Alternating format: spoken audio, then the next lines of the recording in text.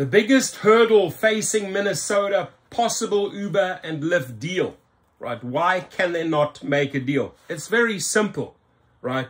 You have this asshole called Josh Gold, who's a spokesman for Uber.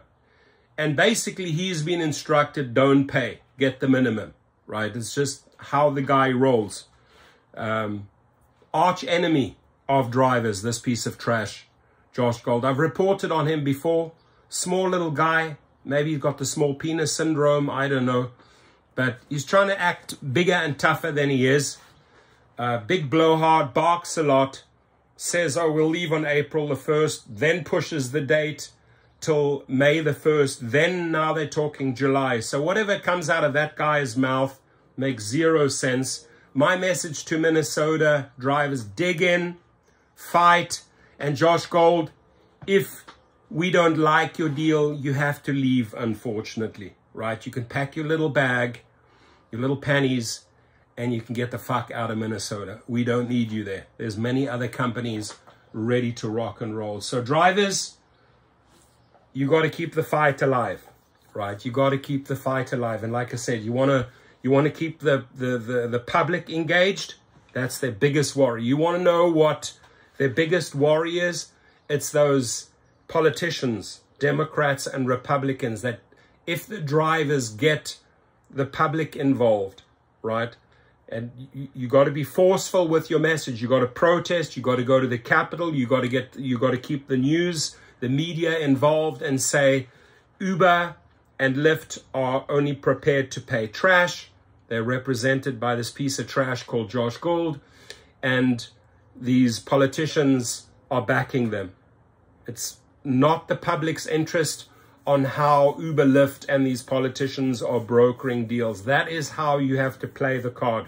You have to play these politicians and these companies up against the public. It's the only way you win this battle. And you got to keep the fires burning, man. And I'm not mean like, hey, set the town on fire, but you got to keep the fight going. Don't be quiet. Don't lay low. Don't hope and pray, right? You already gave them too much time, which was a big mistake. You should have kept on pushing the buttons, and those are the media buttons. This quiet period is not good for you. It's just buying them too much time and too much time to negotiate. Keep the pressure on. State negotiators have made progress towards keeping Uber and Lyft in the Twin Cities, but one friction point remains whether Minneapolis should still be able to set its own driver pay rules. Why it matters. Both rideshare companies have threatened to stop or limit service in the metro if Minneapolis mandated driver pay ordinance takes effect July the 1st. Right?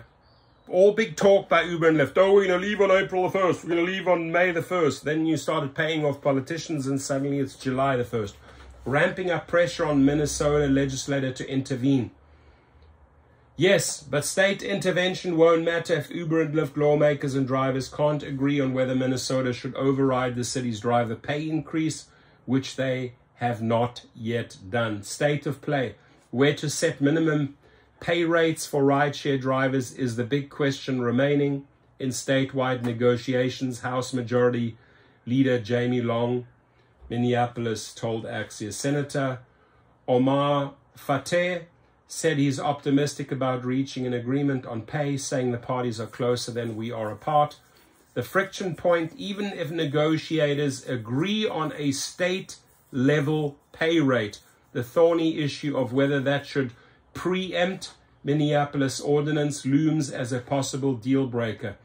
Long opposes preemption. It's been a long-standing fight for the city to have the power to pass its own leading-edge worker protection laws. Uber spokesman Josh Gold, there's the arsehole, told Axios that sealing a deal will be tough without preemption. Lyft spokesman Eric Smith agreed. Preemption is an important issue. Governor Tim Walz, who shouldn't be meddling in these affairs, right? But man, he's pushing, and he offered his veto, just like Mayor Fraded, would support a statewide standard that allowed these essential companies to remain in the state, a spokesperson said in response to a question about whether he supports preemption. What we are watching, one possible outcome, Long said, would be for the Minneapolis City Council to adjust the ordinance to match a new statewide rate, which could avoid messy negotiations over preemption. He said council members are important stakeholders in the ongoing negotiations. While some members could be open to that, the ordinance original authors have said they oppose changing the rates to sub-minimum wage equivalents. Matching the city and state rates might not be enough for Uber. Gold said the company doesn't want to be subject to a city-by-city patchwork of regulations, not only on the base rates, but also on issues like how surge fares are calculated and compliance is monitored. So they're he's trying to dig his little heels in. And you know what?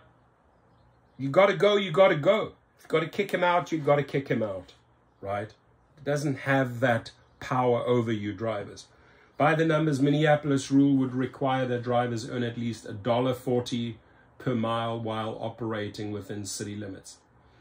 Their proposal is on 89 cents. Uber and Lyft said that they would sign off on 89 cents. 89 cents, $1.40. Who knows? Maybe they meet somewhere in the middle, like at 120 or 115. I would keep on fighting, drivers. Push for a minimum of 130.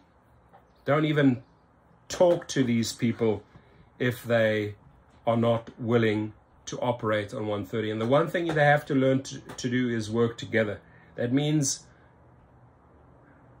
protest, switch off the apps, show the public we're not available for you if you don't acknowledge us, if you don't pay us. I'll leave a link to the article below, and I'd love to hear your comments. I'm really staying on top of the story anytime something breaks. Why? Because this one's important. The way Minneapolis plays out is a good indicator on how other cities and states will follow. Appreciate your comments.